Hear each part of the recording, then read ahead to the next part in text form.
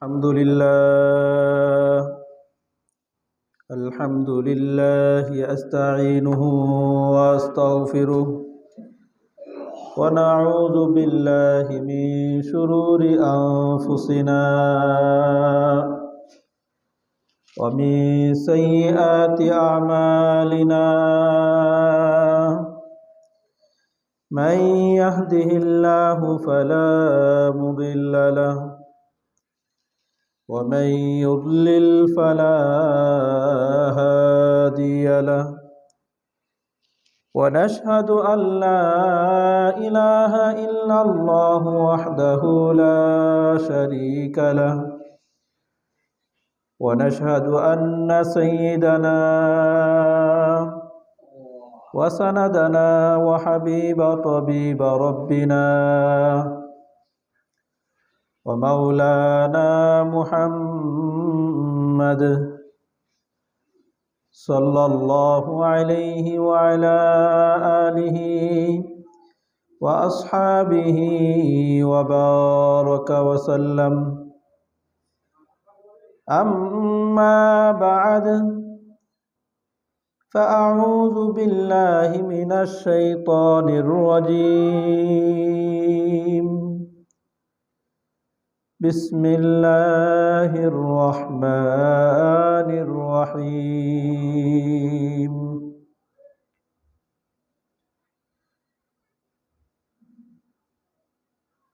إن هذا القرآن يهدي للتي هي أقوم قال رسول الله صلى الله عليه وسلم خيركم من تعلم القرآن وعلمه أو كما قال عليه الصلاة والسلام سبحانك لا علم لنا إلا ما علمتنا إنك أنت العليم الحكيم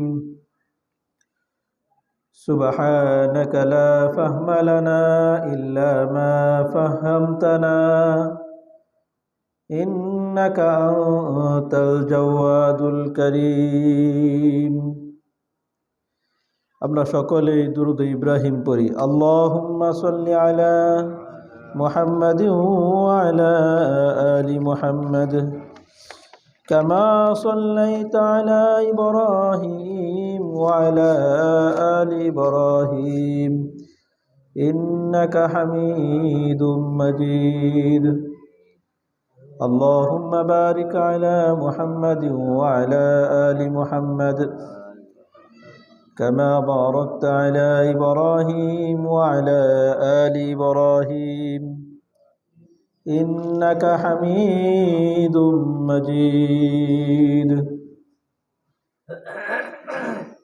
معزز محترم মুসলিয়ান کرام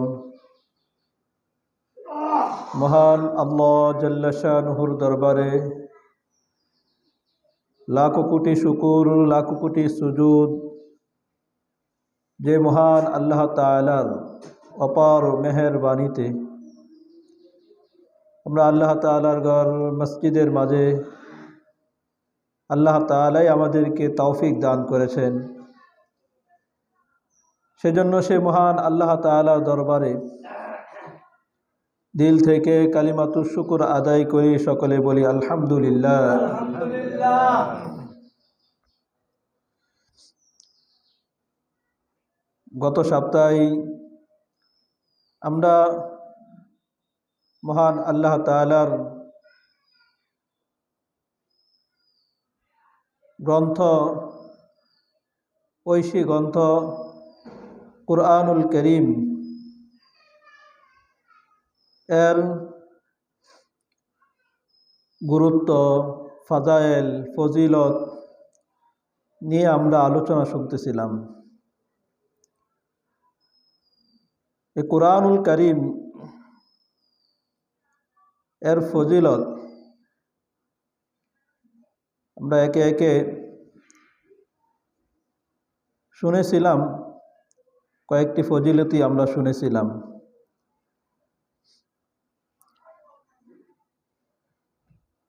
এক নাম্বার, কোরআন যারা পড়ে তাদের মর্যাদা আল্লাহ তাআলা বাড়াতেই থাকেন। 2 নাম্বার, কোরআন এর সাথে যদি কোনো বস্তির মানুষ, একবার নিম্ন শ্রেণীর মানুষও যদি কোরআনের সাথে সম্পর্ক করে, তাহলে আল্লাহ তাআলা ওই নিম্ন শ্রেণীর লোকটাকেও আল্লাহ তাআলা সম্মানিত আল্লাহ তাআলা করে দেন। এমনকি যদি উচ্চ পর্যায়ের লোক হয়, তারও মর্যাদা আল্লাহ তাআলা বাড়িয়ে দেন। 3 নাম্বার, যে কোরআন শিখে অন্যদেরকে শিক্ষা দেয়, যে কোরআন যারা শিখতেছে, যারা কোরআনুল কারীম অন্যদেরকে শিক্ষা দিতেছে, তাদের ব্যাপারে প্যারা হাবিব সাল্লাল্লাহু আলাইহি ওয়াসাল্লাম ঘোষণা করেছেন, তারা তোমাদের মাঝে সবচেয়ে শ্রেষ্ঠতম মানুষ এরা।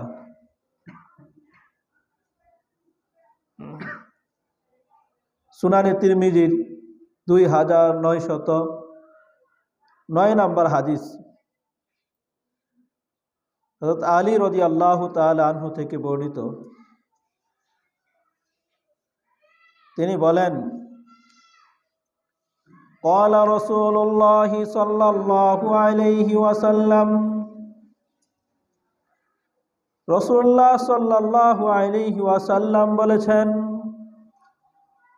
খায়রুকুম মান তাআল্লামাল কুরআন ওয়া আল্লামাহু, তোমাদের মাঝে যে কুরআনুল কারীম শিখে এবং যে অপরদেরকে কুরআনুল কারীম শিক্ষা দেয়, তারা সবচেয়ে শ্রেষ্ঠ। যে কুরআন কারীম শিখে এবং শিক্ষা দেয় তারা শ্রেষ্ঠ। দুনিয়ার মাঝে বিভিন্ন শ্রেণীর লোক আছে, যাদেরকে আমরা অনেক সম্মানের আসনে বসাই, অনেক সম্মানের অধিকারী মনে করি। তাদের ক্ষেত্রে রাসূলুল্লাহ সাল্লাল্লাহু আলাইহি ওয়াসাল্লাম শ্রেষ্ঠত্বের ঘোষণা করেন নাই, বরং রাসূলুল্লাহ সাল্লাল্লাহু আলাইহি ওয়াসাল্লাম ওই সমস্ত লোকদের ক্ষেত্রেই শ্রেষ্ঠত্বের ঘোষণা করেছেন যারা কুরআনুল কারীম শিখে এবং যারা কুরআনুল কারীম শিখায়। দুনিয়ার মাঝেও আমরা অনেক দেখি এরকম, সমাজের মাঝে নিম্ন শ্রেণীর মানুষ, কিন্তু ওই নিম্ন শ্রেণীর লোক তার ছেলে যখন কুরআনুল কারীমের হাফেজ হয়ে যায়, কুরআনওয়ালা হয়ে যায়, কুরআনের ধারক বাহক হয়ে যায়, তখন ওই ছেলেটাকে সমাজের যারা উচ্চ পর্যায়ের লোক আছে, তারাও ওই ছোট বাচ্চাটাকেও, যার সমাজের ক্ষেত্রে যেই পরিবারের কোনো গণনাই করা হয় না, যাদের কথা ধর্তব্য হয় না, কিন্তু ওই ছোট বাচ্চাটা যখন কুরআনুল কারীমের হাফেজ হয়ে যায়, কুরআনওয়ালা হয়ে যায়, হওয়ার কারণে সমাজের যারা উচ্চ পর্যায়ে আছে তারাও ওই ছোট বাচ্চাকে সম্মানের সাথে তার নাম ডাক দিয়ে তাকে ডাকে, তাকে আদর করে, তাতে স্নেহ মায়া মমতা দেখায় এবং তার পিতামাতাদেরকেও অন্যরা সম্মানের সাথেই দেখে। পরস্পরের মাঝে বলা বলিও করতে থাকে যে অমুকের ছেলে অমুক, যে তার ছেলে তো হাফেজ হয়ে গেছে, কুরআনুল কারীমের হাফেজ হয়ে গেছে। এ তো হলো দুনিয়াবি মর্যাদা, মানুষের মাঝে স্বাভাবিকভাবে এভাবে বেড়ে যায়। আখিরাতে আল্লাহ তাআলা কাল কিয়ামতের ময়দানে এই সমস্ত হাফেজদের হুফফাজদের এবং হাফেজদের পিতামাতাদের আল্লাহ তাআলা সম্মানকে আল্লাহ তাআলা বাড়িয়ে দিবেন। এজন্য রাসূলুল্লাহ সাল্লাল্লাহু আলাইহি ওয়াসাল্লাম তো ঘোষণা করেছেন, তোমাদের মাঝে সবচাইতে শ্রেষ্ঠ হলো সে যে কুরআনুল কারীম শিখে এবং অপরকে শিক্ষা দেয়। ছোট বাচ্চা যাতে করে কুরআনুল কারীম যেই জায়গায় শিখতে যায়, যেই প্রতিষ্ঠানের মাঝে যায়, সেই প্রতিষ্ঠান ওয়ালারা তারা চায় এই ছোট বাচ্চাটাও যাতে তার পুরা জিন্দেগি, তার সকাল থেকে সন্ধ্যা চলা ফেরা ওঠা বসা খাবার দাবার সব কিছু যাতে রাসূলুল্লাহ সাল্লাল্লাহু আলাইহি ওয়াসাল্লামের সুন্নাহ অনুযায়ী হয়, তাই এই সমস্ত প্রতিষ্ঠানের মাঝে কিভাবে হতে পারে তাকে সেই সমস্ত বিষয়গুলোও শিক্ষা দেওয়া হয়। বিভিন্ন মাসনুন দোয়াগুলা শিক্ষা দেওয়া হয়। সকাল করবে সে কিভাবে সকাল করবে, ঘুম থেকে জাগ্রত হবে কিভাবে জাগ্রত হবে, জাগ্রত হওয়ার সময় কি দোয়া পড়বে। ছোট বাচ্চা বলতে পারে না কথা ভালোভাবে, কিন্তু সে সেই দোয়াটা খুব সুন্দরভাবেই বলতে পারে। খাবার দাবার, মসজিদে আসা যাওয়া, বিভিন্ন সুন্নাহ মাসনুন দোয়া, সে সমস্ত দোয়াগুলাও তাদেরকে শিক্ষা দেওয়া হয়।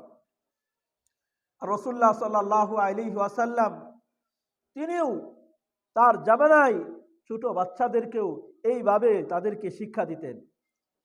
কারণ ছোট যে বাচ্চাটা থাকে, ছোট থেকে যেই জিনিসটা তাকে শিক্ষা দেওয়া হয়, ওই জিনিসটা কেমন পাথরের মাঝে খোদাই করে লেখলে যেরকম ভাবে ওইটা নিশ্চিহ্ন হয় না, ওইটা মুছে যায় না, সেই জিনিসটা মুছে যায় না, ঠিক তদ্রূপ ভাবে ছোট একটা বাচ্চাকে যখন আপনি সুন্নাত তরিকায় তাকে খাবার, সুন্নাত তরিকায় তাকে ঘুমানো, তাকে কুরআনুল কারীম শিক্ষা দিবেন, এটা সেই ছোট শিশুটা যখন ধীরে ধীরে বড় হবে, ওইটাও তার অন্তরের মাঝে এরকম ভাবে পাথরের মাঝে খোদাই করে লেখলে যেরকম ভাবে তার পাথরের মাঝে স্থির থাকে, কোনো সময় মুছে যায় না, ঠিক তদ্রূপ ভাবে ছোট বাচ্চাকে যখন ছোট থেকে শিক্ষা দেওয়া হয়, তার অন্তরের মাঝেও ওই পাথরে খোদাই করার মতো গেঁথে যায়। এই জন্য আমরা যারা ছোট সময় যেই প্রতিষ্ঠানের মাঝে পড়ালেখা করেছি, আমাদের উস্তাদরা যেই জিনিসটাই শিক্ষা দিয়েছেন, ছোট সময় যেই জিনিসটা শিখেছি,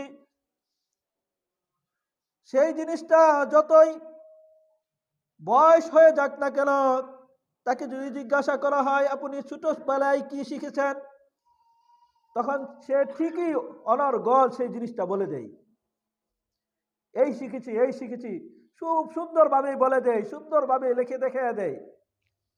কিন্তু তার পরবর্তী বয়স হয়ে গেছে, তারপরে যখন শিখেছে ওটা বলতে পারে না সহজে।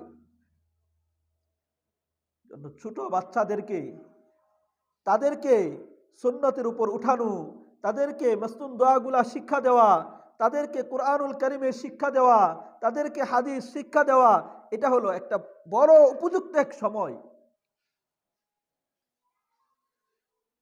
রাসূলুল্লাহ সাল্লাল্লাহু আলাইহি ওয়াসাল্লাম হাদিসের মাধ্যমে বলেছেন, কুল্লু মাউলুদিন ইউলাদু আলাল ফিতরাহ, প্রত্যেকটা ছোট বাচ্চায়, শিশু বাচ্চায়, আদম সন্তানই মাতৃগর্ভ থেকে যখন জন্মগ্রহণ করে, সে ইসলামের এক ফিতরত নিয়ে সে জন্মগ্রহণ করে। কিন্তু ওই ছোট বাচ্চাকে তার বাবা মা ওই ছোট বাচ্চাকে কেউ তাকে ইহুদি বানায়, কেউ তাকে নাসারা বানায়, কেউ তাকে বদ্দিন বানায়, কেউ তাকে পাপাচারের মাঝে লিপ্ত বানায় কে? ওই বাবা মাই বানায়।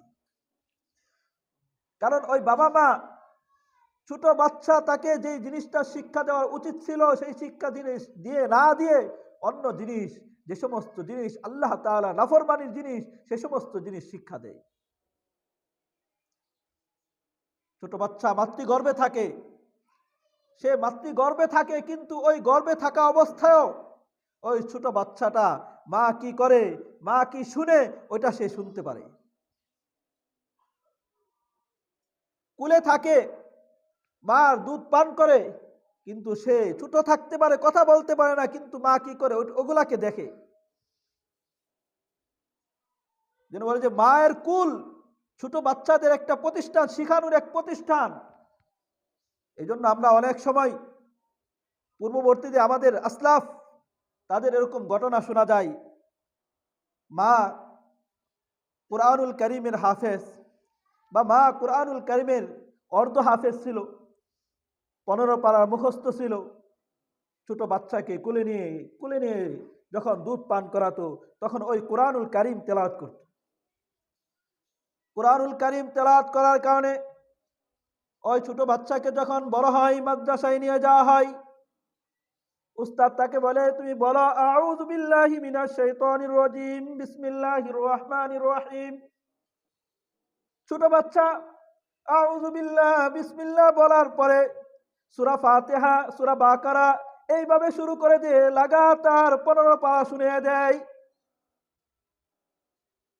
তখন উস্তাদ ওই অভিভাবক যারা আসে তাদেরকে জিজ্ঞাসা করে, আরে আপনার ছেলে তো অর্ধেক কুরআনুল কারীমের হাফিজই হয়ে গেছে, তাকে শুরু থেকে ভর্তি করার জন্য কি জন্য নিয়ে আসলেন? বলে যে সে যে এতটুকু মুখস্থ আছে এটা তো আমরা জানি না। কিভাবে মুখস্থ হইলো? তখন বুঝতে পারে ওই যে মা দুধ যখন পান করাইতো, তখন ওই কুরআনুল কারীমের তেলাওয়াত করতো, ওই তেলাওয়াত শুনে শুনে ছোট বাচ্চা কুরআনুল কারীম মুখস্থ করে নিয়েছে। কিন্তু বড়ই আফসোসের বিষয়, আমাদের মা বোনেরা ছোট বাচ্চাদেরকে কোরআন শিখাবে, মাসতুন দোয়া শিখাবে, নবীর সুন্নাহ শিখাবে, আমি আর আপনি নবীর উম্মত, আমি আর আপনি মুসলমান, মুসলমানের জিন্দেগি শিখাবে, মুসলমান কিভাবে চলে সেটা শিখাবে, মুসলমান কিভাবে উঠে বসে, কিভাবে খায়, কিভাবে ঘুমায়, ওগুলা শিখাবে। ওগুলা না শিখে ছোট বাচ্চাকে মাতৃগর্ভ থেকে নিয়ে ছোট বাচ্চাকে শিখায় ইহুদি, নাসারা, বৌদ্ধ, খ্রিস্টান, তাদের চাল চলন সবকিছুই শিখাইতে থাকে। যখন ছোট বাচ্চারা তখন বড় হয়, ধীরে ধীরে বড় হতে থাকে, মায়ের গর্ভে ছিল সেই সময় নাচ আর গান বাদ্যযন্ত্র শুনেছে, সব সময় মা ওগুলা দেখেছে। বড় হয়েছে মায়ের কোলে, ওই সময়ও বসে বসে ওই টিভি ছেড়ে দিয়ে দেখতেছে, তাকে কান্না থামাচ্ছে। এইভাবে যখন ধীরে ধীরে বড় হয়, ছোট বাচ্চারা যখন বড় হয়, 10 বছর 20 বছর বয়সে উপনীত হয়, তখন তার সামনে যখন ইসলামের বিধানগুলা সামনে পেশ করা হয়, তার সামনে রসুলের সুন্নাহগুলা পেশ করা হয়, তার সামনে মাসতুন দোয়া পেশ করা হয়, কুরআনুল কারীমের আয়াত পেশ করা হয়, তার সামনে এইগুলা সব কিছু অপরিচিত মনে হয়, সে এগুলা অজগুবি মনে করে। এগুলা থেকে দূরে থাকার কারণে তখন এক সময় সে কোরআনের বিপক্ষে কথা বলতে শুরু করে, রসুলের সুন্নাহর বিপক্ষে কথা বলতে শুরু করে, রসুল সাল্লাল্লাহু আলাইহি ওয়াসাল্লামের বিপক্ষে কথা বলতে শুরু করে। একজন মুসলমান আরেকজন মুসলমানকে হত্যা করতে সে দ্বিধাবোধ করে না। কারণ কি? কারণ ওই পিতামাতাই ওই সন্তানকে এরকম বানাইছে। কারণ ওই পিতামাতাই সন্তানকে বানাইছে এরকম। রসুল সাল্লাল্লাহু আলাইহি ওয়াসাল্লাম তাই আমাদেরকে জানাইছেন, কুল্লু মাউলুদিন ইউলাদু আলাল ফিতরা, প্রত্যেকটা সন্তানই তার ইসলামী ফিতরত নিয়ে সে জন্মগ্রহণ করে। আবাওয়াহু ইউহাউইদানিহি, পিতামাতা ওইটাকে ওই সন্তানকে ইহুদি বানায়, পিতামাতা ওই সন্তানকে বৌদ্ধ বানায়, পিতামাতা ওই সন্তানকে নাসারা বানায়। আমার আর আপনার যে সন্তানটা ছোট বাচ্চাটা হয়, ওই সন্তানটাও ইসলামের ফিতরত নিয়েই সেও জন্মগ্রহণ করে। কিন্তু আমি আর আপনি ওই তাকে ছোট থেকে যখন সে ছোট বাচ্চা, তাকে সে জায়গা থেকে তাকে আল্লাহ তাআলার নাফরমানি দেখাইতে থাকি, আল্লাহ তাআলার নাফরমানি শুনাইতে থাকি। শোনানোর কারণে এক সময় ধীরে ধীরে যখন সে বড় হয়, ধীরে ধীরে যখন বড় হয়, সে সব সময় গুনাহের মাঝে লিপ্ত থাকাকেই পছন্দ করে। সে কোরআন সম্পর্কে অজ্ঞ থাকে, সে রসুলের সুন্নাহ থেকে অজ্ঞ থাকে, সে রসুলের আদর্শ থেকে অজ্ঞ থাকে। ওই ইহুদি, খ্রিস্টান, বৌদ্ধ, নাসারা তাদের আদর্শ তার সামনে, এগুলা সব সময় দেখেছে, এইগুলা সব সময় দেখাইছি, এই কারণে সেই আদর্শকে তারা গ্রহণ করে।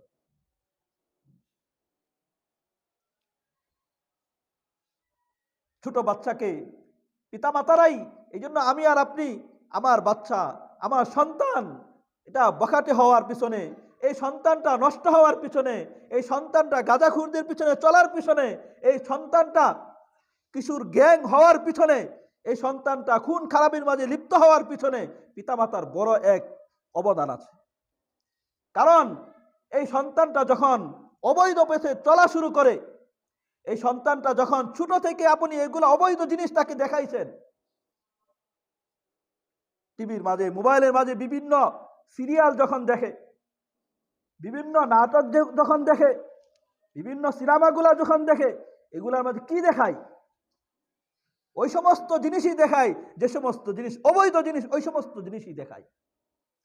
কোনো ভালো আদর্শ এই সমস্ত জায়গার মাঝে দেখায় না। রসুলের আদর্শ কি তা দেখায় না, অথচ রসুলকে নিয়ে ব্যঙ্গ করা দেখায়। যে সমাজের মাঝে রসুলের আদর্শ নিয়ে চলে, যে সমাজের মাঝে রসুলের সুন্নাহ নিয়ে চলে, যে সমাজের মাঝে নামাজ ওয়ালা হয়, আমল ওয়ালা হয়, কোরআন ওয়ালা হয়, তাদেরকে হেয় আর তাদেরকে হেয় প্রতিপন্ন করা, তাদেরকে নিম্ন শ্রেণীর লোক মনে করা, এগুলাই শিখায়। আর সন্তান যখন ছোট থেকে এই সমস্ত জিনিস দেখতে থাকে, এই সমস্ত জিনিস শুনতে থাকে, তখন তার কাছে ওই ইসলামটাও হেয় প্রতিপন্নই মনে হয়। ইসলামওয়ালা যারা, ইসলাম নিয়ে যারা চলে, যারা কোরআন নিয়ে চলে, তাদেরকে সে ওই নিম্ন শ্রেণীর লোকই মনে করে। কারণ কি? কারণ ওইটা আমি বানাইছি, আমি তাকে এই সমস্ত জিনিস দেখিয়ে দেখে, আমি তাকে ওই সমস্ত জিনিস শুনে শুনে, আমি তাকে এরকম ভাবে তার মন আর মস্তিষ্ক ওইভাবেই গঠন করেছি। রাসূলুল্লাহ সাল্লাল্লাহু আলাইহি ওয়াসাল্লাম ছোট বাচ্চাদেরকে কিভাবে সুন্নাত অনুযায়ী জিন্দেগি যাপন করবে, কিভাবে রাসূলুল্লাহ সাল্লাল্লাহু আলাইহি ওয়াসাল্লামের আদর্শ গ্রহণ করবে, এই সমস্ত জিনিসগুলা রাসূলুল্লাহ সাল্লাল্লাহু আলাইহি ওয়াসাল্লাম ছোট বাচ্চাদেরকেও শিখাইছেন। রাসূলুল্লাহ সাল্লাল্লাহু আলাইহি ওয়াসাল্লামের হাদিস সহিহুল বুখারীর 5376 নম্বর হাদিস, উমর ইবনে আবু সালামা রাদিয়াল্লাহু তাআলা আনহু থেকে বর্ণিত। তিনি বলেন, আমি ছোট জামানায় রাসূলুল্লাহ সাল্লাল্লাহু আলাইহি ওয়াসাল্লামের খেদমতে যখন ছিলাম, সেই সময় ওয়াকানাত ইয়াদি তাতিশু ফিস সাহফাতি, আমি যখন রাসূলুল্লাহ সাল্লাল্লাহু আলাইহি ওয়াসাল্লামের খেদমতে ছিলাম, সেই সময় রসুলের সাথে খাবার খেতে বসলে তখন আমি, আমার হাত এদিক সেদিক চলাফেরা করতো, বিভিন্ন দিকে হাত চলতো, বিভিন্ন জিনিস। তখন রাসূলুল্লাহ সাল্লাল্লাহু আলাইহি ওয়াসাল্লাম ফাকাল আলী, রসুল আমাকে বললেন, ফাকাল আলী রাসূলুল্লাহ সাল্লাল্লাহু আলাইহি ওয়াসাল্লাম, রসুল সাল্লাল্লাহু আলাইহি ওয়াসাল্লাম আমাকে বললেন, ইয়া গুলাম, হে বালক, সাম্মিল্লাহ সাম্মিল্লাহ ওয়াকুল বিয়ামিনিক, তুমি আল্লাহ তাআলার নাম নিয়ে খাবার শুরু করো। ওয়াকুল বিয়ামিনিক, এবং ডান হাত দ্বারা খাবার খাও। রাসূল সাল্লাল্লাহু আলাইহি ওয়াসাল্লাম ছোট বাচ্চাদেরকে শিক্ষা দিচ্ছেন। আমি আর আপনি কয়জন আছি আমার ছোট বাচ্চাকে এগুলা শিক্ষা দেই? ইসলামের ব্যাপারে ন্যূনতম ধারণাও তাকে দেই না। ওয়াকুল মিনহা ইয়ালিকা, এবং তুমি তোমার পাশে যে খাবার আছে ও থেকে তুমি খেতে থাকো। ওই সাহাবী বলেন, তারপর থেকে আমি যখনই খাবার খেয়েছি, তখন আমি রাসূলুল্লাহ সাল্লাল্লাহু আলাইহি ওয়াসাল্লাম আমাকে যেইভাবে খাবার খাওয়ার জন্য বলেছেন, আমি সেইভাবেই খাবার খেয়েছি। সব সময় আমি আল্লাহ তাআলার নাম নিয়ে, ডান হাত দিয়ে, এবং কি আবার সামন থেকে এইভাবেই খাবার খেয়েছি। রাসূলুল্লাহ সাল্লাল্লাহু আলাইহি ওয়াসাল্লামের আরেকটি হাদিস, সুনানে আবু দাউদের 3768 নম্বর হাদিস, উমাইয়া ইবনে মাকশরি রাদিয়াল্লাহু তাআলা আনহু থেকে বর্ণিত। তিনি বলেন, রাসূলুল্লাহ সাল্লাল্লাহু আলাইহি ওয়াসাল্লাম বসা ছিলেন, এক ব্যক্তি রাসূলের সামনে খাবার খাচ্ছিল। খাবার খেয়েছে, খাবার খাওয়া যখন শেষ দিকে এক লুকমা বাকি আছে, তখন সে বলল যে বিসমিল্লাহি আউয়ালাহু ওয়া আখিরা, খাবারের শুরু এবং শেষে আল্লাহ তাআলার নাম। তখন রাসূল সাল্লাল্লাহু আলাইহি সাল্লাম হাসতে থাকলেন আর বললেন, এই লোকটা যখন খাবার শুরু করেছিল তখন আল্লাহ তাআলার নাম নেওয়া ছাড়াই সে খাবার খাওয়া শুরু করেছিল। তারপরে যখন খাবারের শেষ প্রান্তে সে আল্লাহ তাআলার নাম নিল, বিসমিল্লাহি আউয়ালাহু ওয়া আখিরা, খাবারের শুরু এবং শেষে আল্লাহ তাআলার নাম নিল, তখন সাথে সাথে শয়তান যতটুকু তার সাথে খাবার খেয়েছিল সবগুলা সে বমি করে ছেড়ে চলে গেল। আল্লাহ তাআলার নাম নিয়ে খাবার না খেলে শয়তানও তার সাথে খাবার খেতে থাকে। রাসূল সাল্লাল্লাহু আলাইহি ওয়াসাল্লাম এই ছোট বাচ্চাদেরকে এভাবে শিক্ষা দিতেন। এই জন্য আমার আর আপনার ছোট বাচ্চা সন্তানাদি যারা আছে তাদেরকেও রসুলের সুন্নাত শিক্ষা দেওয়া, রসুলের মাসনুন দোয়াগুলা শিক্ষা দেওয়া, কুরআনুল কারীম শিক্ষা দেওয়া, সে যাতে তাকে আমার বিশাল বড় আলেম বানানো এটা আমার জন্য ফরজ দায়িত্ব না, কিন্তু তাকে তার দিন অনুযায়ী চলতে গেলে তাকে সে তার যে সমস্ত তার উপর ফরজ বিধান আছে সে সমস্ত বিধানগুলো আদায় করতে, তার উপর যে সমস্ত সুন্নাত বিধানগুলো আছে সে সমস্ত বিধান আদায় করতে, তার উপর যে সমস্ত ওয়াজিবাত আছে সে সমস্ত ওয়াজিবাতগুলো যাতে পুরাপুরিভাবে আদায় করতে পারে, সে সমস্ত বিধানগুলা শিক্ষা দেওয়ার জন্য যতটুকু এলেম শিক্ষা দরকার ততটুকু আমাকে আপনাকে শিক্ষা অবশ্যই দিতে হবে। আর যদি না দেই, তাকে ওইভাবেই অজ্ঞই রেখে যায়, সে রসুলের কোরআন থেকে আল্লাহ তাআলার কোরআন থেকে অজ্ঞ থাকে, রসুলের সুন্নাহ থেকে অজ্ঞ থাকে, তার উপর যে সমস্ত ফরজ বিধান ছিল সে সমস্ত বিধান থেকে অজ্ঞ থাকে, আর ওইভাবে আপনি রেখে চলে যান, তাহলে কাল কিয়ামতের ময়দানে আল্লাহ তাআলার কাছে অবশ্যই জবাবদিহি করতে হবে।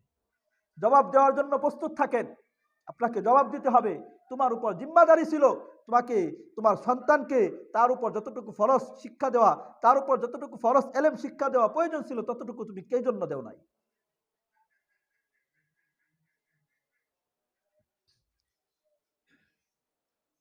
চার নাম্বার, কুরআনুল কারীমের একটি অক্ষর যদি পড়ি তাহলে প্রত্যেকটা অক্ষরের বিনিময়ে আল্লাহ তাআলা 10টি করে নেকি আল্লাহ তাআলা দান করবেন। সুনানে তিরমিজির 2910 নম্বর হাদিস, ক্বালা রাসূলুল্লাহি সাল্লাল্লাহু আলাইহি ওয়াসাল্লাম, মান ক্বারাআল কুরআনা হারফাম মিন মান ক্বারাআ হারফাম মিন কিতাবিল্লাহ ফালাহু বিহি হাসানাতুন, যে ব্যক্তি আল্লাহ তাআলার কিতাব থেকে কুরআনুল কারীম থেকে একটি হরফ তেলাওয়াত করবে, একটি হরফ উচ্চারণ করবে, একটি হরফ পড়বে, ফালাহু বিহি হাসানাতুন, আল্লাহ তাআলা তাকে একটি হাসানা দান করবেন। সুবহানাল্লাহ। ওয়াল হাসানাতু বিহি ওয়াল হাসানাতু বিআশরি আমসালিহা, ওই হাসানার পরিমাণ কি? এক হাসানার তে আল্লাহ তাআলা এক হাসানার পরিমাণ হলো বিআশরি আমসালিহা, আল্লাহ তাআলা 10টি নেকি আল্লাহ তাআলা দান করবেন। সুবহানাল্লাহ। এক হরফ পড়লে কয়টি নেকি দিবেন? যদি বলেন কয়টি নেকি দিবেন? 10টি নেকি দিবেন। দুনিয়ার যত বিদ্যা আছে সব পড়ে যদি খতম করি কোনো সব পাওয়া যাবে? কোনো সব পাওয়া যাবে? জোরে বলেন না, পাওয়া যাবে? বিশাল বড় বড় গাইড, বিশাল বড় বড় বই দুনিয়াবি বিদ্যার পড়লেন, পড়ে তেলাওয়াত করে আপনার বাবার নামে দিলেন বক্সে, কোনো সব পাবে নাকি? পাবে না। কিন্তু কুরআনুল কারীমের একটি হরফ পড়ে আর যদি বাবার জন্য দোয়া করে, কুরআনুল কারীম একটি সূরা পড়ে বাবার জন্য দোয়া করে, বাবার জন্য ওই সব সে পাঠাইতে পারবে। রাসূল সাল্লাল্লাহু আলাইহি সাল্লাম বলেন, লা আকুলু আলিফ লাম মিম হারফুন, রাসূল বলেন আলিফ লাম মিম এই শব্দটা সবটা মিলে একটা হরফ না, এটা বলি না আলিফ লাম মিম সবটা মিলে এক হরফ, এরকম বলি না। ওয়ালাকিন, কিন্তু আলিফুন হরফুন, আলিফ হলো একটা হরফ, ও লামুন হরফুন ও মিমুন হরফুন, যখন একটা লোক আলিফ লাম মিম পড়লো সাথে সাথে সে 3টা হরফ পড়লো, 3টা হরফ পড়ার কারণে আল্লাহ তাআলা তাকে 30টি নেকি দান করবেন।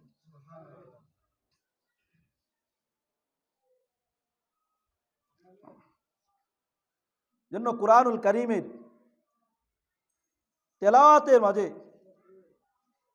আল্লাহ তাআলা প্রত্যেকটা হরফের বিনিময়ে আল্লাহ তাআলা সওয়াব আর নেকি রেখেছেন। যে ব্যক্তি কোরআনুল কারীম শিখবে শিখাবে, এর জন্য যে অর্থ ব্যয় করবে, এর বিনিময়ে আল্লাহ তাআলা সওয়াব আল্লাহ তাআলা দিবে। 5 নম্বর, যে মুমিন কোরআন পড়ে, যে ঈমানওয়ালা মুমিন কোরআন পড়ে, সে কেমন? গানওয়ালা এবং সুস্বাদু স্বাদওয়ালা মুমিন। যেমন সহিহুল বুখারীর 5427 নম্বর হাদিসের মধ্যে এসেছে, আবু মুসা আশআরী রাদিয়াল্লাহু তাআলা আনহু থেকে বর্ণিত, তিনি বলেন, মাসালুল মুমিনিল্লাযী ইয়াকরাউল কুরআন, মাসালুল মুমিনিল্লাযী ইয়াকরাউল কুরআন, যে মুমিন কুরআনুল কারীম তেলাওয়াত করে, কামাসালিল উতুনজা, সে কেমন? কমলা লেবুর মতো, রিহুহা তয়্যিবুন ওয়া তা'মুহা তয়্যিবুন, এই কমলা লেবু তার ঘ্রাণও সুন্দর, তার স্বাদও কি খুব সুস্বাদু। যে মুমিন সে কুরআনুল কারীম তেলাওয়াত করবে, সেও এমন তার ঘ্রাণও আছে, তার স্বাদও আছে। ওয়ামাসালুল মুমিনিল্লাযী লা ইয়াকরাউল কুরআন, আর যে মুমিন কুরআনে কারীম তেলাওয়াত করে না, কামাসালিত তামরাতি, সে কেমন? খেজুরের মতো, লা রিহা লাহা, যার কোনো কি নাই, ঘ্রাণ নাই, অতামুহা হুলুন, কিন্তু তার স্বাদ সুস্বাদু। যে মুমিন কোরআন তেলাওয়াত করে না, তার মুমিন হিসাবে সে তার স্বাদ আছে, কিন্তু সে ঘ্রাণওয়ালা না। ঘ্রাণওয়ালা যদি হতে চায়, সুগন্ধযুক্ত যদি হতে চায়, তাহলে আমাকে কুরআনুল কারীম শিখতে হবে, কুরআনুল কারীম শিখতে হবে। ওয়ামাসালুল মুনাফিকিল্লাযী ইয়াকরাউল কুরআন, আর যে মুনাফিক মুখে মুখে বলে আমি কি ঈমানওয়ালা, ঈমান আছে, কিন্তু অন্তরে কুফুরদের সাথে চলে, কুফুরওয়ালাদের সাথে চলে, ওগুলা সব বিশ্বাস করে, এই মুনাফিক সে কেমন? মাসারুর রাইহানাতি, সে হলো কেমন? রাইহানা এর মতো, মানে যার কি আছে? ঘ্রাণ আছে, কিন্তু কি নাই, কোনো স্বাদ নাই। এরকম ভাবে যে মুনাফিক কুরআনুল কারীম তেলাওয়াত করে না, তার দৃষ্টান্ত হলো কেমন? এমন এক ফলের মতো, হানজালা, মানে এমন এক ফলের মতো, যেই ফলের কি ঘ্রাণও নাই এবং কি খুব তিক্ত। এজন্য যে কুরআনওয়ালা কুরআনকে পড়বে, কুরআনের সাথে চলবে, রাসূল সাল্লাল্লাহু আলাইহি ওয়াসাল্লামের হাদিসের মধ্যে আছে, যে কুরআন পড়ে, কুরআন অনুযায়ী চলে, কুরআনওয়ালা, তারা হলো আল্লাহ তাআলার বিশেষ এক লোক। দুনিয়ার মাঝে প্রত্যেকটা সেক্টরে কি থাকে? বিশেষ লোক থাকে। অফিসগুলোর মাঝে বিশেষ লোক, মালিকের বিশেষ লোক এরা। দেশের মাঝে এরা কি দেশের বিশেষ লোক। পরিবারের মাঝে এই লোকটা কি বিশেষ একজন লোক, বিশেষ শ্রেণীর লোক। ঠিক তদ্রূপ ভাবে দুনিয়ার জমিনে আল্লাহ তাআলার বিশেষ শ্রেণীর লোক আছে। তারা কারা? তারা হলো এই কুরআনওয়ালারা। যেমন আল্লাহ তাআলার পেয়ারা হাবিব সাল্লাল্লাহু আলাইহি ওয়াসাল্লামের হাদিস, সুনান ইবনে মাজার 215 নম্বর হাদিস, ক্বালা রাসূলুল্লাহ সাল্লাল্লাহু আলাইহি ওয়াসাল্লাম, ইন্না লিল্লাহি আহলিনা মিনান নাস। রাসূল সাল্লাল্লাহু আলাইহি ওয়াসাল্লাম বললেন, মানুষদের মধ্যে এমন কিছু মানুষ হলো আছে যারা আল্লাহ তাআলার পরিবারের অন্তর্ভুক্ত। ক্বালু ইয়া রাসূলুল্লাহ, হে আল্লাহর রাসূল, মানহুম, এই সমস্ত লোকেরা কারা? যারা আল্লাহ তাআলার বিশেষ শ্রেণীর লোক, আল্লাহ তাআলার পরিবারের অন্তর্ভুক্ত, এরা কারা? ক্বালাহুম আহলুল কুরআন, ক্বালাহুম আহলুল কুরআন, এরা হলো কুরআনওয়ালা, যারা আহলে কুরআন, যারা আল্লাহ তাআলার বিশেষ শ্রেণীর লোক, এরা হলো আহলে কুরআন। ওয়া আহলুল কুরআন আহলুল্লাহি ওয়া খাসাতুহু, এরা আহলে কুরআন, এরা হলো আল্লাহ তাআলার আহাল এবং আল্লাহ তাআলার বিশেষ একদল লোক এরা। তাহলে বলেন তো দেখি, যারা কুরআনওয়ালা, যারা কুরআনের ধারক বাহক, তাদের মর্যাদা আল্লাহ তাআলার কাছে আছে কি নাই? জোরে বলতে হবে, আছে কি নাই? আল্লাহ তাআলার কাছে বিশেষ এক মর্যাদা আছে। আর এই কোরআনুল কারীম আমাকে আপনাকে সহজ পথ দেখায়, একবারে সহজ সরল পথ কোরআনুল কারীম দেখায়। কোরআনুল কারীম আমাদেরকে কি পথ দেখায়? সহজ পথ দেখায় যে এই পথে চলো তাহলে আল্লাহ তাআলা সন্তুষ্টি অর্জন করতে পারবা, এই পথে চলো তাহলে আল্লাহ তাআলাকে পাবা, এই পথে চলো তাহলে রসুলকে পাবা, এই পথে চলো তাহলে জান্নাত পাবা, এই পথে চলো জাহান্নাম থেকে মুক্তি পাবা, এই পথে চলো তাহলে কবরের আযাব থেকে মুক্তি পাবা। সূরা বনী ইসরাইল 9 নম্বর আয়াত, আল্লাহ তাআলা বলেন, ইন্না হাযাল কুরআন ইয়াহদি লিল্লাতী হিয়া আকওয়াম। ইন্না হাযাল কুরআন, এই কুরআনুল কারীম, ইয়াহদি লিল্লাতী হিয়া আকওয়াম, এমন পথ দেখাই, এমন পথ তোমাদেরকে দেখাই যেই পথটা হলো সবচাইতে সহজ, একবারে সহজ পথ এই কুরআনুল কারীম দেখাই। তাহলে এই কুরআনুল কারীম আমাকে আপনাকে আল্লাহ তাআলা সন্তুষ্টি, আল্লাহ তাআলার রাজামন্দি, রসুলের সন্তুষ্টির পথ যে দেখায়, এই পথ চিনে কারা? যারা কোরআন ওয়ালা তারা চিনে, না যারা কোরআন ওয়ালা না তারা চিনে? যারা কোরআন ওয়ালা তারা এই পথটা চিনবে কিনা? তারা এই পথটা চিনে। যারা কোরআন ওয়ালা তারাই বেশি এই সহজ পথটা চিনে। এই পথটা তারা, কারণ তারা কোরআনের কি আছে, কোরআন কোথায় কি বলেছে, কোথায় আদেশ, কোথায় নিষেধ, কিভাবে চলতে হবে তারা চলে, এবং কি চলানোর জন্য অন্যদেরকে উৎসাহিত করে। তাই রাসূলুল্লাহ সাল্লাল্লাহু আলাইহি ওয়াসাল্লাম কে আল্লাহ তাআলা দুনিয়ার বুকে পাঠাইছেন। এর মধ্যে থেকে রসুলের মিশন ছিল, যেই কাজগুলা করেছেন, এক নম্বর কাজ হলো যে এই কোরআনুল কারীমের শিক্ষা দিয়েছেন। সাহাবায়ে কেরামদেরকে কোরআনুল কারীম শিখাইছেন, রসুলের সুন্নাহ শিখাইছেন, হাদিস শিখাইছেন, হিকমত শিখাইছেন। এরকম ভাবে কোরআনের দাওয়াত মানুষের মাঝে দিয়েছেন, কোরআনের প্রচার করেছেন, মানুষকে কোরআন অনুযায়ী উঠানোর জন্য উৎসাহিত করেছেন। এই জন্য এই এক মেহনত, পৃথিবীর মাঝে এমন এক মেহনত আছে যে মেহনতের মাধ্যমে মানুষকে আল্লাহ বুলা, মানুষদেরকে আল্লাহ তাআলার সাথে সম্পর্ক করায়।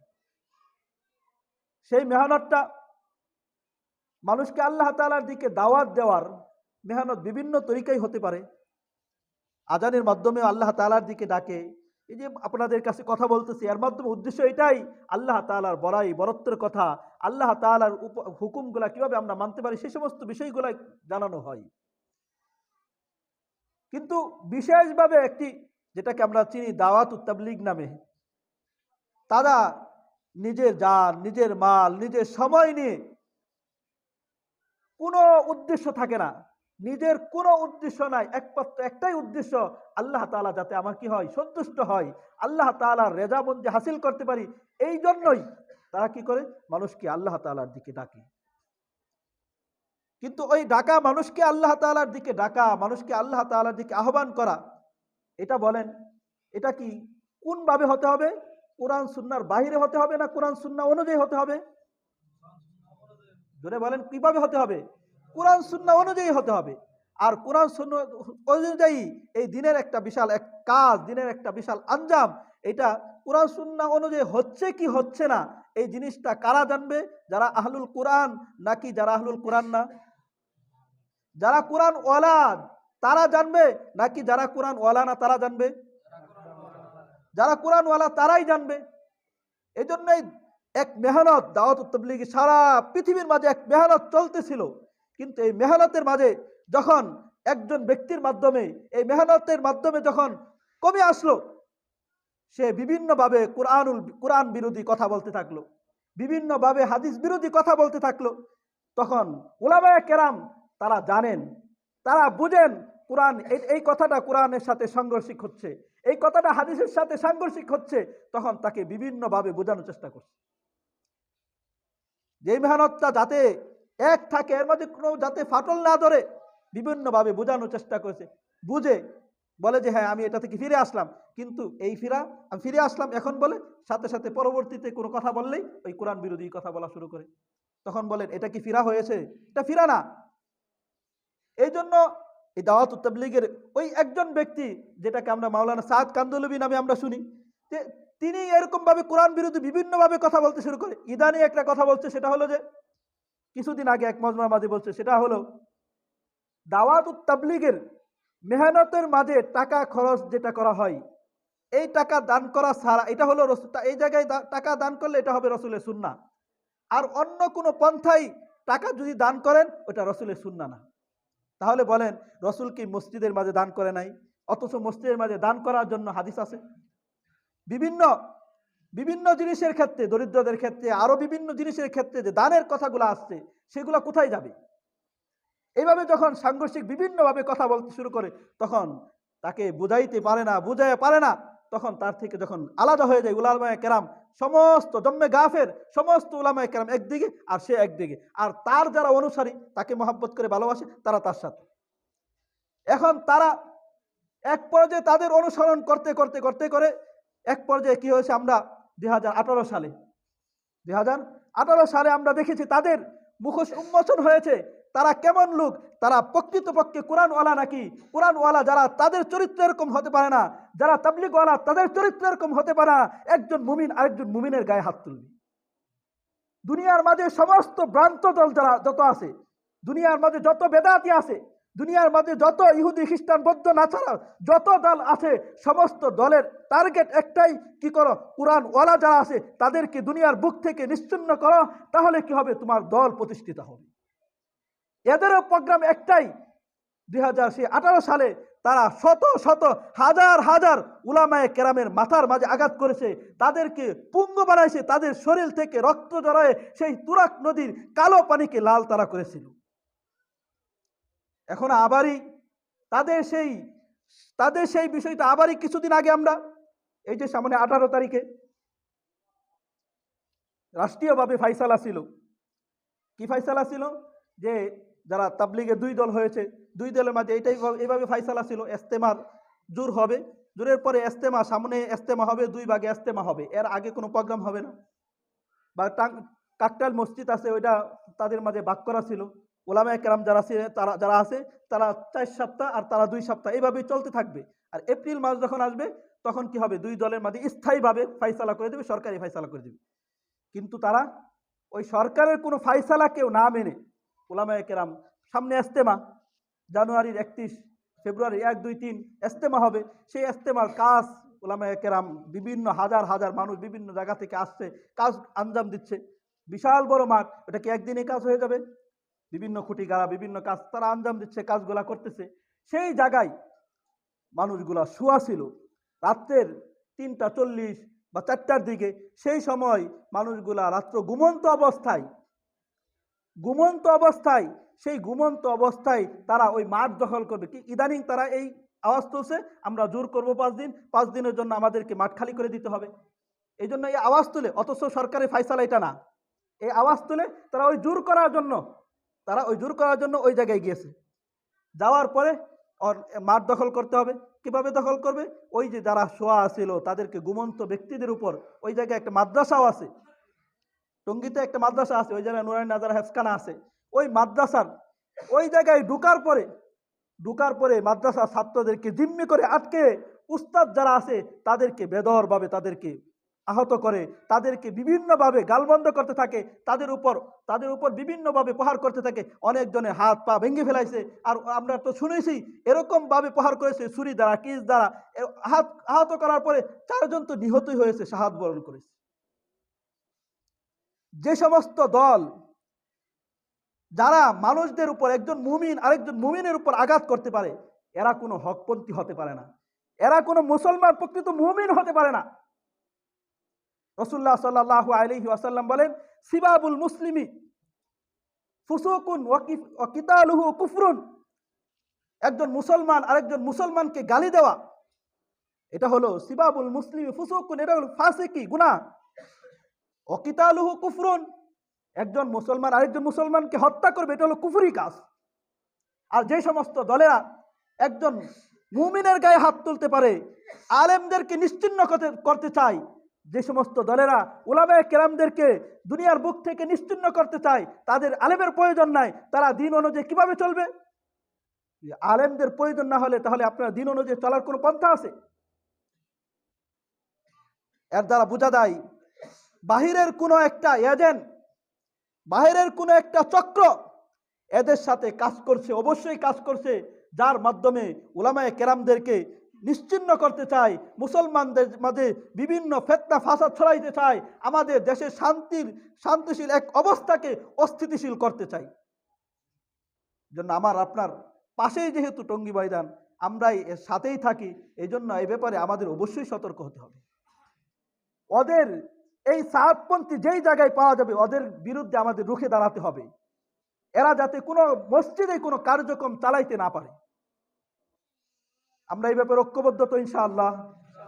আমরা আমাদের মসজিদে দিব কোনো কাজ চালাইতে এদেরকে? দিব? বলেন দিব? কোনোভাবেই দিব না ইনশাআল্লাহ। আল্লাহ তাআলা আমাদের সকলকেই আমল করার তৌফিক দান করেন। আর এই জন্য ওই যে টঙ্গী ময়দানের মাঝে 4 জন তো শাহাদাত বরণ করেছেন, আরো শত শত লোক আহত হয়েছে, ছুরি দ্বারা, কিরিচ দ্বারা, বিভিন্ন জিনিস দ্বারা শুধু আহত করেছে, ফার দিয়েছে বুকের মাঝে, পেটের মাঝে, বিভিন্নভাবে। এই জন্য ওদের বিরুদ্ধে কাশিমপুর থানার সামনে আজকে মানববন্ধনের জন্য ওলামায়ে কেরাম ডেকেছেন। আমরা সকলেই যাওয়ার জন্য চেষ্টা করব। আল্লাহ তাআলা আমাদের সকলকে আমল করার তৌফিক দান করেন। ওয়া আখিরু দাওয়ানা আলহামদুলিল্লাহি রাব্বিল আলামিন। যারা সুন্নত পড়ে নাই কবলাল জুমা 4 টাকা সুন্নত পড়ে